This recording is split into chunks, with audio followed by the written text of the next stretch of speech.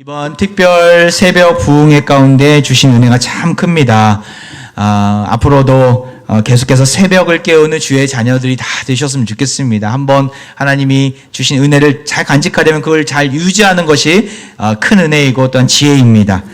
우리가 오늘 추수감사절을 맞이하면서 우리에게 나눌 이 말씀, 특별히 이사야 말씀은 지난 9월과 10월에 새벽 기도 때 또 우리 그 큐티 책에 나왔던 말씀이기도 합니다. 제가 그때 간단하게 설명을 드렸었는데 이사야서는 총 66장이 되어 있는데 샌드위치 구조입니다. 가운데에 다른 내용들이 들어 있습니다.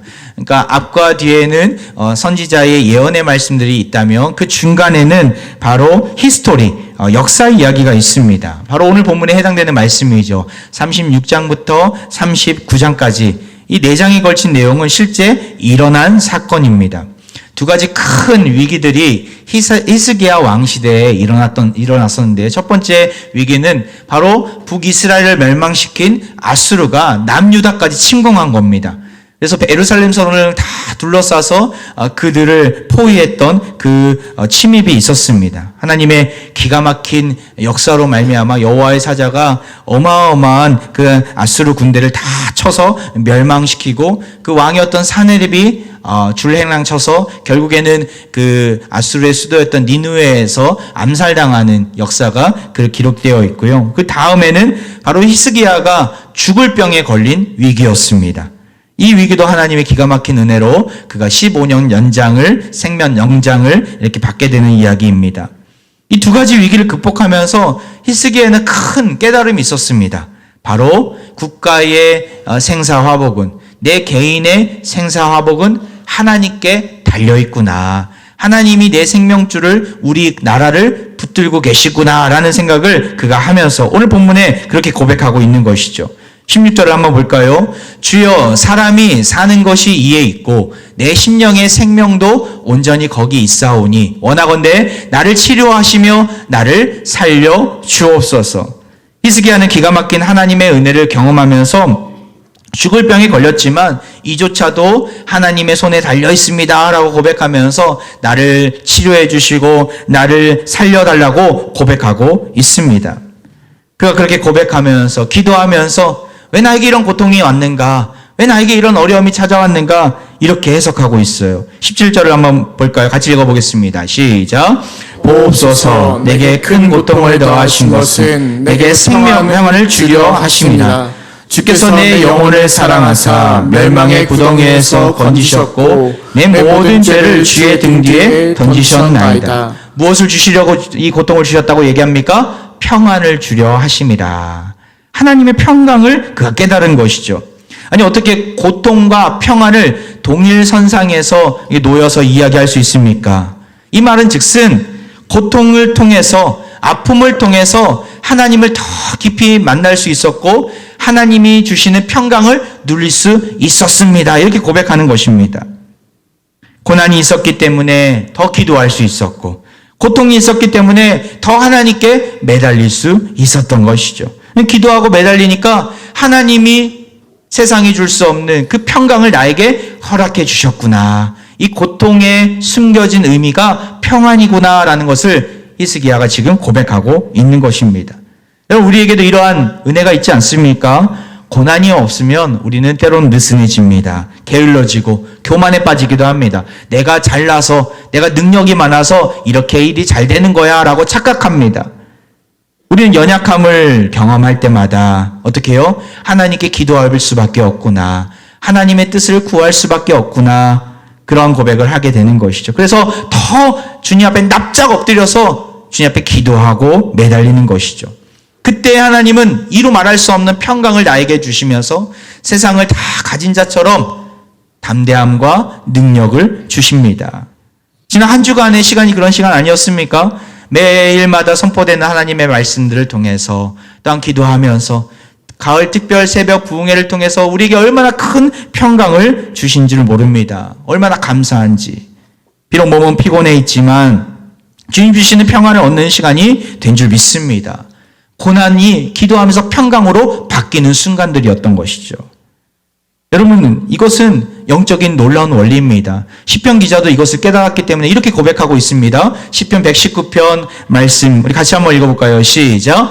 고난 당한 것이 내게 유익이라. 이로 말미암아 내가 주의 율례들을 배우게 되었나이다. 이건 세상 사람들이 이해할 수 없는 말이에요. 고난당한 것이 어떻게 유익이 될 수 있습니까? 고난당한 것은 너무나 괴로운 일이고 힘들고 버거운 일인데, 그런데 하나님을 믿는 사람들, 하나님을 의지하는 사람들은 고난당한 것이 내게 유익이 되었구나. 고난을 통해서 하나님이 나에게 말씀해 주셨고, 고난을 통해서 더 깊이 하나님과 교제할 수 있었고, 하나님께 매달릴 수 있었고, 그 가운데서 주신 하나님의 신실한 음성을 들을 수 있었기 때문에 고난당한 것이 나에게 큰 유익이 되었구나라고 여기게 됩니다.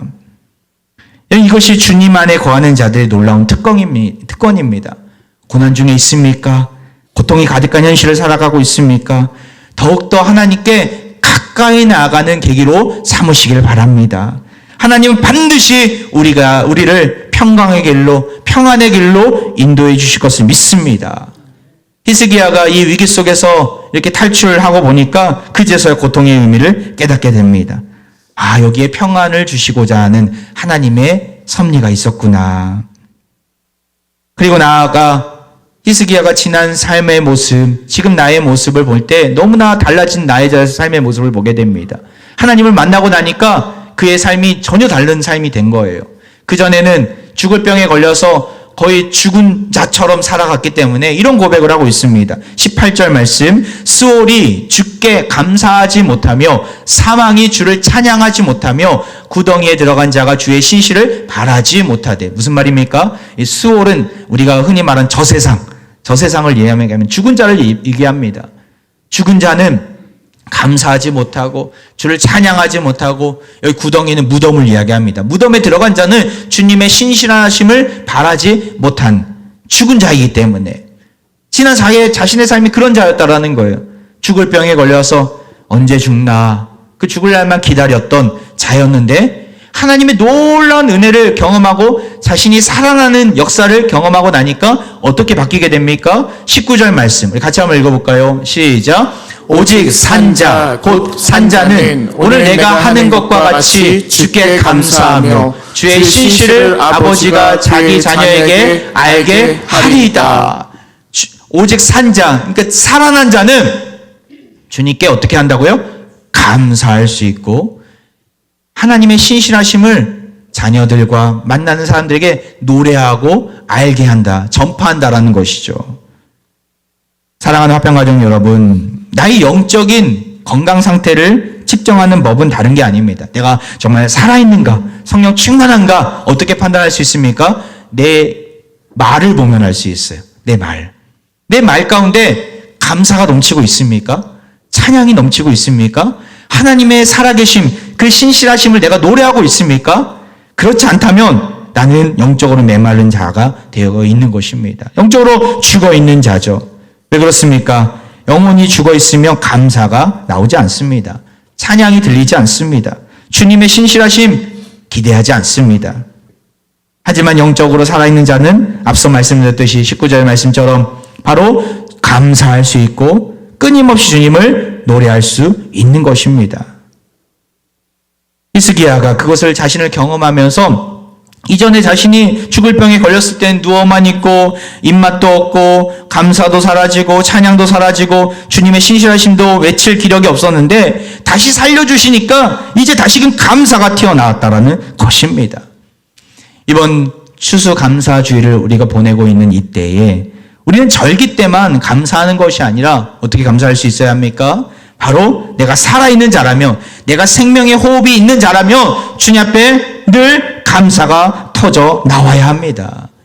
주님이 우리에게 보여주신 신실하심을 알고 있다면 그 신실하심을 나만 소유하는 것이 아니라 내 주변의 자녀들에게, 내 이웃들에게, 내 배우자에게 증거할 수 있어야 하는 것이죠. 사랑하는 화평가족 여러분, 이번 특별 새벽 부흥회를 통해서 우리는 기도의 능력을 경험했습니다. 우리가 다시 살아났어요. 너무 감사해요. 이것이 어떻게 드러나야 합니까? 바로 감사로 드러나야 되는 줄 믿습니다. 다시 일어서야 합니다.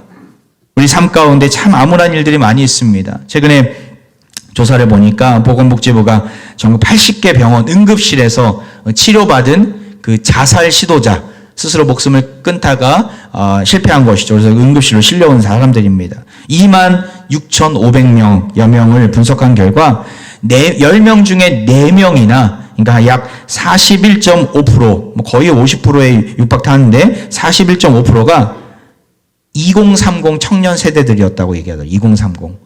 20살부터 39까지. 얼마나 창창한 인생들입니까? 앞으로 살아온 날보다 살아갈 날이 훨씬 더 많은 인생들 아닙니까? 비전이 있고 꿈을 꾸어야 되고 또 아름다운 가정을 이루어야 되고 멋진 세대들 아닙니까? 그런데 이들 마음 가운데 우울이 찾아오고 살아갈 기력조차 없는, 스스로 목숨을 끊어야 되겠다, 그게 내가 살 길이다 여겼던 자들이 그렇게 많음을 이 시대 속에서, 이 사회 속에서 우리는 발견하게 됩니다. 너무나 안타까운 상황이죠. 우리 가운데 혹시 그런 자들이 있다면 결코 우울한 자리에 멈춰 있지 마시고 하나님 앞에 나와 감사의 고백을 하기를 원합니다. 내가 얼마나 감사한 일들이 내 삶 가운데 많은지 부탁드리고 싶은 거는 한 주간 삶 속에서 하루 매일 3번 이상 한번 감사했으면 좋겠어요. 하나님 이것도 감사합니다. 저것도 감사합니다. 우리 오늘 선교사님과 어저께 식사를 점심 때 했었는데 사실 쉽지 않은 상황이에요. 선교사님 그리고 또 체질이 이렇게 생선을 이렇게 좋아하시는 분인데 바닷가 생선을. 근데 라오스는 바닷가 생선이 안 나는 나라입니다. 얼마나 힘들겠습니까? 살이 쪽 빠지신 이유가 거기 있더라고요. 먹어야 될 게 별로 없는 거예요. 야채밖에 없는 거예요, 먹을 게. 얼마나 힘드실까. 한국에 오니까 아름다운 단풍잎이 얼마나 감사한지 모르겠다고. 마실 물이 있어서 얼마나 감사한지 모르겠다고. 저도 인도네시아에 선교할 때 그때의 생각이 나더라고요. 인천공항 딱 도착하니까 화장실 앞에 생수가 있는 거예요. 돈 주고 사지 않아도 될 마음껏 먹을 수 있는 생수가 있는 거예요. 얼마나 감사한지. 인천공항에서 딱 나오니까 아스팔트 길이 쫙 펼쳐져 있는 그 대로변을 보면서 야, 이렇게 울퉁불퉁한 도로가 아닌 게 얼마나 감사한지. 여러분, 우리 주변에 감사한 일들은 너무나 많이 있습니다. 제가 최근에 제자반 식구들에게 매일 하루에 10가지씩 감사를 적어서 일주일 동안 감사한 내용, 총 70가지겠죠. 그래서 가지고 오시라 하니까 많은 분들이 이렇게 주셨는데 내용을 보면 복권 1등에 당첨됐습니다. 어떠한 내가 어마어마한 부를 누리고 있습니다. 그런 거 없어요. 아주 소소한 감사 내용인데 저에게 큰 감동이 되더라고요. 한 분의 감사 내용을 제가 한번 캡처해서 여러분에게 보여드리고 싶은데 이런 내용이 담겨져 있습니다. 여유롭게 오후 커피 한 잔 먹을 수 있어서 감사합니다. 큰딸한테 감사의 문자 받아서 이 또한 감사합니다. 우리 아마 제자훈련 교재 같은데 3권 1과를 예습해서 감사합니다. 저녁 운동하며 땀 흘릴 수 있어서 감사합니다. 머리를 멋지게 잘 깎을 수 있어서 감사합니다. 저녁 맛있게 먹고 설거지할 수 있어서 감사합니다. 남자일까요? 여자일까요? 우리 형제님의 감사 내용입니다. 얼마나 감사한 일들입니까? 다 누리고 있는 내용들 아닙니까? 여러분 머리 깎고 나서 감사한 분도 있어요? 왜 이렇게 깎았어? 맨날 불평하지 않습니까? 네. 땀 흘릴 수 있어. 운동할 수 있어서. 때로는 내가 다치면 운동도 못 하는데 운동할 수 있어서 얼마나 감사한 일입니까?